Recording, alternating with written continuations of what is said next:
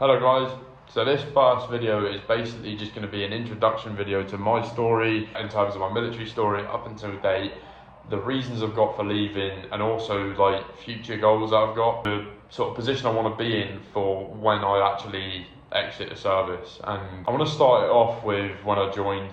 So I joined in February 2021 on the 1st, got the coach. I did some last minute preparation for like stuff that I had to take to phase one in the morning. I got the coach over to the phase one training establishment, and that was a big day in itself, obviously, because up until then it was like, when I go into phase one, I'll be doing this, that and the other. And when I actually got on the coach and I was sat there with people, like loads of people that you didn't know, who are all in the same, all in the same boat as you, that I've got that thought of unknown, that of like what's going to happen. It was a very quiet coach journey, and it just sort of hit you that this is reality now. Like I'm actually starting my training to join the military, and that come with its challenges as well. So basic training was 9 weeks for me, normally 10 weeks, but because of COVID and that pandemic, the outbreak and stuff like that, there were activities that we couldn't do, which shortened 10 weeks down to 9 weeks, but nonetheless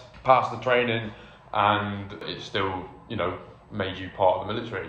And that come with that, like I said, that come with its challenges in terms of not just like, I'd imagine a lot of people right away would connect it to the military, like physical exercise would be insane. Not only that, it's just more the mental challenges as well. Waking up way before the sun went up, going to bed way before the sun or way after the sun went down.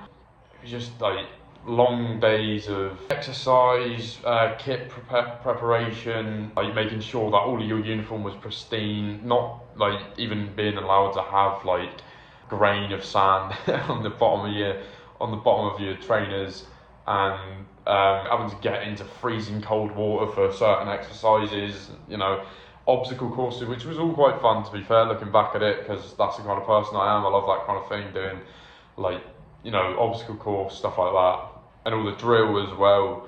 Like it had its challenges, but like as I am now, I'm looking back at it and laughing. It was a big experience, a big achievement in my life. I had 10 weeks of, I had 9 weeks of basic training. Then I passed out, which was one of the biggest days of my life up until now. Even wanting to leave, it was still one of the biggest achievements that I've done. And when I passed out of phase one, meaning completed phase one, we had a ceremonial drill that we had to do. And when we got to the end of that drill, everyone hugged each other, and it was like it was almost like, it felt like it was almost like a breath that was held in throughout that whole 9 weeks. And it felt like on the day that I finished and completed my training, it felt like I was able to just release that breath, and it was just a massive sigh of relief for everyone that was in my class that passed out, and it was a big achievement.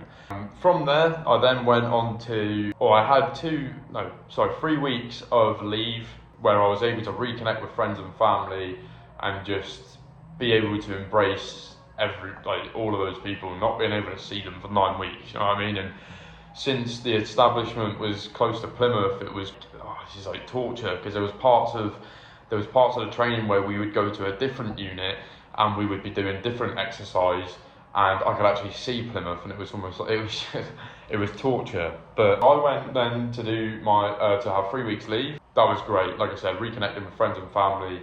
It was weird, but it was also nice being able to not have structure to your routine and to your day, and just being able to sort of do what you want when you want, being able to eat when you want, and all these different things that you take for granted, and then when you have them taken away from you, like one night in phase one we had a pizza night, and like pizza night is just such a standard thing, like you order a pizza some nights, but for us, when it just felt like you were eating like kings, and it's really good to have that time back home.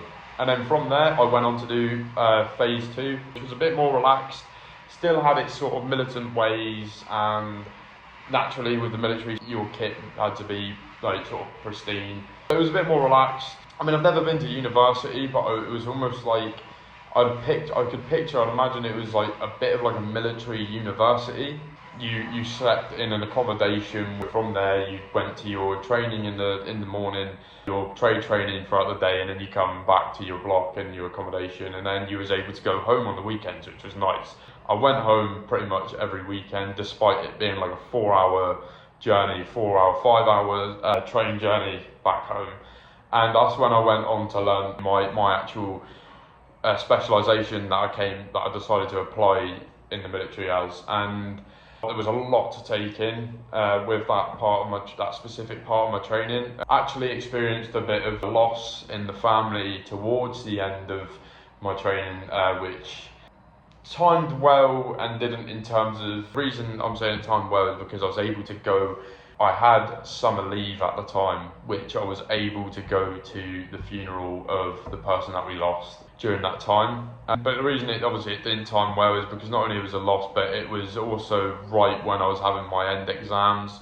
Even though I passed, it was something that was playing like in the back of my head mentally, as you could imagine, whilst having to undergo that part of my training. But got through it nonetheless. And from there, I had another couple of weeks leave.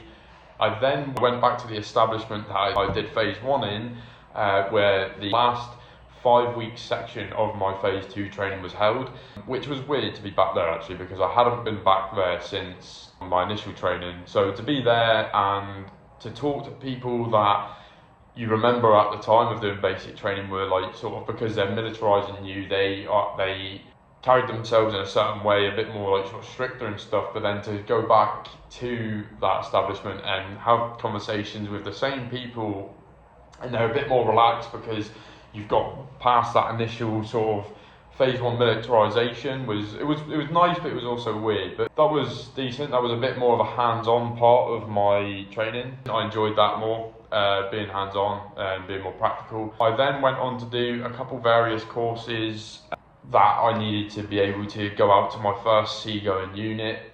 Me and a few of the lads that I was in phase 1 and phase 2 with then went on to another establishment that was also located around the Plymouth area, and we were essentially on a thing called holdover, where we were waiting for spaces to come available on units where they needed someone, and you could join your first seagoing unit, your first ship. That was quite chilled at that point. That was actually quite chilled.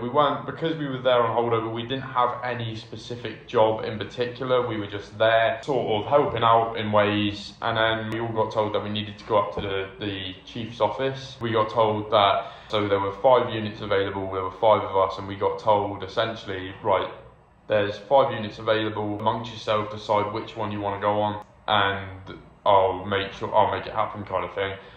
And from there, I then went on to do a gunnery course, and after I finished my gunnery course, I went back to the unit I was on holdover, waiting for my draft day. And essentially, bearing in mind, prior to this, I got told that I was not going to be flying out to meet it. You'll be meeting it in a port in Britain. And I then got a call. First thing he said on the phone was, "Do you like flying?" And I went, "I guess I haven't really got a choice." He went, "Yeah, you need to come up to so-and-so and see me." I went up there and he went, "Yeah, you're going to be flying out to Norway," which was a big shock, I'm not going to lie, because I'd never actually flown before on my own. So that was a big challenge. So that was the longest, because I was flying out the following Sunday, and it was the longest but the shortest week of my life, if that makes any sense, because I was embracing just the time, being at home, sort of making the most of it. Before I knew it, I was getting a train from Plymouth up to Heathrow at 5:30 in the morning to join the first unit, and that was a very big train journey for me. That was a mixture of nerves and a mixture of different emotions, essentially. So I got told that, and that week I had free leave, essentially. So it was leave that I didn't have to book in. My chief just sort of gave me that week off to be able to get everything in order, get my kit and my travel stuff in order for flying out. I literally took like pretty much every form of transport you can to get to my unit, except from like a motorbike and a speedboat, essentially. It was a lot of travelling. It was also like a fair bit of chasing the ship around a bit, trying to join it because it was getting to various places I had to go to. So eventually I ended up getting picked up at an airport in Norway via the ship's helicopter. That was fun actually, it was my first helicopter experience.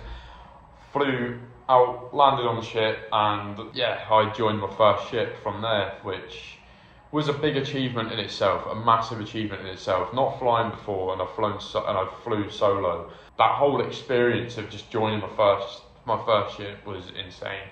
From there, I then served 18 months on that unit, where I experienced a lot of different things, a lot of ups and downs, a lot of different, obviously things I can't really disclose, but a lot of different operations, with also getting used to sort of being at sea and rocking motion and stuff like that. Naturally, luckily I didn't actually get a lot seasick, but I joined the ship, and literally after I joined the ship, we went straight into an area where we was in a pretty rough sea state. So that in itself was a challenge and something to get used to. But in a way, I'm sort of glad that I got through into the deep end, pardon the pun, joining my first unit and being put straight into that sort of sea state, because anything that was like a better sea state than that was just sort of felt like a bit more of a walk in the park. The ship then went into a maintenance period, which can last a few years.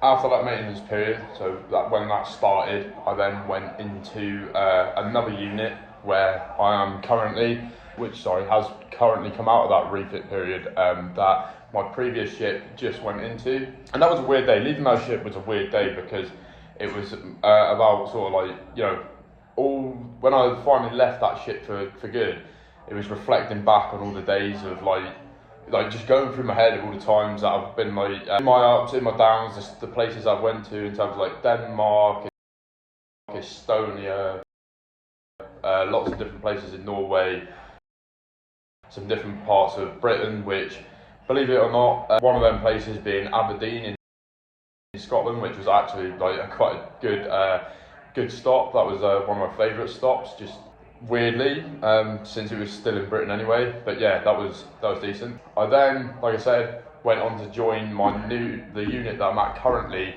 It's come out of that refit period, and since just before joining that unit, I started to sort of weigh it up in my head. Thought, I'm not aspiring to progress or promote any further, whereas I wanted to promote further in the past, and I just sort of didn't really have the aspiration to progress anymore. And also just the fact that it didn't really turn out to be how I thought it was going to be. And also made me realise that actually, even when I leave the Navy, I don't want to pursue a 9 to 5. I want to be my own boss. I want to build my own business and live well and comfortable. And that is my reasons for leaving is just essentially that, where not so much, it wasn't originally so much to do with entrepreneurship. I didn't leave because at the time I wasn't involved in it, and about 5 months ago, after just before I joined the unit I'm on now, I just sort of started thinking that the career wasn't really something that I wanted to pursue for as long as what I thought I might, and I just sort of started weighing it up in my head, the pros and cons throughout the last 5 months. Also, even though I talk a lot of positivity about my career and I've overcome a lot of challenges, I always sort of had it in the back of my mind after finishing training and going into my first ship, that for some reason in the back of my head it's always been there that it wasn't the sort of career or the outcome that I thought it was going to be. The life, the military life, sort of different to how I thought it was going to be. And I know that sounds weird, but in my head it makes sense, but to viewers it might not. And I always try to ignore that in the back of my head of that thought. I try to ignore it and just sort of continue on in career. And literally, the people that I've experienced being around so far have been amazing, amazing people. But the career itself and life on ship was different not in necessarily a good way or a bad way, but I guess sort of on the bad side, where what I thought it was going to be like in my head prior to joining the military. But even though I want to pursue other opportunities and do something different with my life, at the same time, the reason I joined the Navy is because I didn't want to pursue a 9 to 5, right? So when I leave the Navy, I also don't want to be pursuing a 9 to 5, which I find weird because about 2 months into making the decision of wanting to leave, one of my friends, one of my close mates, introduced me to entrepreneurship, and I always feel like things happen for a reason. So the fact that I decided that I wanted to leave, had no idea about sort of entrepreneurship and what it entailed, and then a couple of months later got involved in a community called Empowered Global Network, and it just helped me open my eyes more to there's more to life than working a 9 to 5 or limiting yourself financially, or just like having to work for someone for the rest of your life. Do you know what I mean? And it just made me realise that actually I want to build a life that is financially very comfortable. I want to pursue building my own business. Definitely don't want to, obviously like I said, the reason of joining the Navy is because I didn't want to do a 9 to 5. Through discovering entrepreneurship, has just been even more amplified. Whereas at the start, when I first started deciding I wanted to leave, I was weighing up pros and cons. I wasn't too sure what I wanted to do in terms of work, but I knew I didn't want to be in the military anymore. And now it's come clear to me that I want to pursue entrepreneurship, build a business, build a trading portfolio, and just essentially become a full-time entrepreneur by the time I leave the military, which if it works out the way it's said to work out, it will be in about a year's time. Whether I get early release is completely down to how command feel about it. But yeah, so essentially that'll be about a year's time. So I mean, this documentation is going to be a year long of me building my business and creating decent enough streams of income where I can leave the military and step straight into entrepreneurship. Nothing's obviously guaranteed, whether I have to go into a job for like a little while after leaving the Navy in order to be able to solidify those streams of income and make sure that I am in a decent position to be able to just pursue entrepreneurship full time. That's all sort of things that at the time will be weighed up closer to leaving. But my goal, and I'm going to make sure that I do my best to pursue it full time after leaving the military. That is literally the goal. I appreciate this story might have been, or this first video might have been a bit like staggered at times, and I appreciate that it might be a bit of me just talking in front of the camera, but I am gonna, being my first video, I am gonna try and improve my editing skills and make it chop it up a bit, make it a bit more like photo or video based whilst talking over footage. I've got plans for it. I've got plans for the channel, what I want to do with it. But to everyone that has subscribed so far and has watched this first video, thank you very much. If it's a story that you would like to follow and a documentation that you'd like to follow, please stay tuned, as there is going to be aiming to get out a video a week. So having said that, thank you very much for watching. Please stay tuned. There's going to be a lot more content to come. I've got plans for business progression. It's not just going to be sort of like weekly conclusion. It's going to be business progression, weekly or even monthly progress on my online business, and also weekly progression on my trading account, compounding that. So yeah, stay tuned. Thank you very much for watching.